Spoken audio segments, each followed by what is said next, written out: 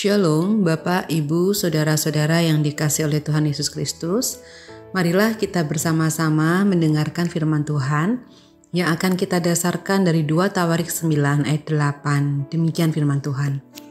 Terpujilah Tuhan Allahmu yang telah berkenan kepadamu sedemikian, hingga ia mendudukkan engkau di atas tahtanya sebagai raja untuk Tuhan Allahmu. Karena Allahmu mengasihi orang Israel, maka ia menetapkan mereka untuk selama-lamanya dan menjadikan engkau raja atas mereka untuk melakukan keadilan dan kebenaran. Saudara-saudara yang dikasihi Tuhan, bagi sebagian besar orang untuk dapat percaya diperlukan bukti. Kalau bisa, ia dapat membuktikannya sendiri dan bukan hanya karena kata orang. Nah, inilah yang juga terjadi pada Ratu Negeri Sheba. Ia mendengar tentang Salomo yang begitu berhikmat dan terkenal. Namun ia tidak ingin percaya begitu saja. Ia ingin membuktikannya sendiri sehingga ia datang kepada Salomo dan di sana ia melakukan pengamatan. Ia melihat para pelayan, juru minum dan pegawai Salomo, dan dari situ Sheba menjadi terpukau. Apalagi Salomo bisa menjawab semua pertanyaan yang diajukannya. Ratu Sheba mengakui bahwa berita yang selama ini ia dengar tentang Salomo adalah benar. Di dalam 2 Tawarik 9 ayat 5, di situ dikatakan, dan ia berkata kepada raja, benar juga kabar yang kudengar di negeriku tentang engkau dan tentang hikmatmu. Dan Ratu Sheba mengakui akan keagungan Tuhan. Dia berkata, terpujilah Tuhan Allahmu yang telah berkenan kepadamu sedemikian, hingga ia mendudukkan engkau di atas tahtanya sebagai raja untuk Tuhan Allahmu. Saudara, bagaimanakah dengan kita?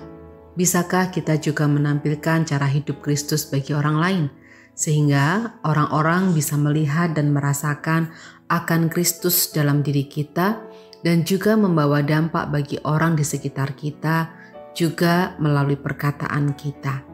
Saudara-saudara, mari bersama kita terus bertumbuh dan hidup semakin dekat dengan Tuhan.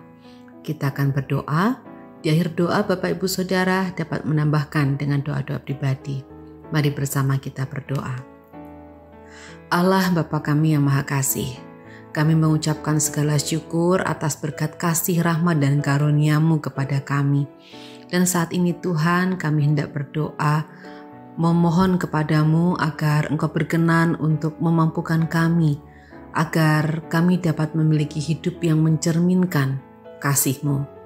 Kami juga berdoa bagi saudara-saudara kami, segenap warga jemaat, kiranya Engkau berkenan untuk memberikan pertolongan dan ketekunan bagi saudara-saudara kami yang terus mencari tempat pekerjaan, memperoleh pasangan hidup, dan juga harapan-harapan yang lain dalam kehidupan mereka.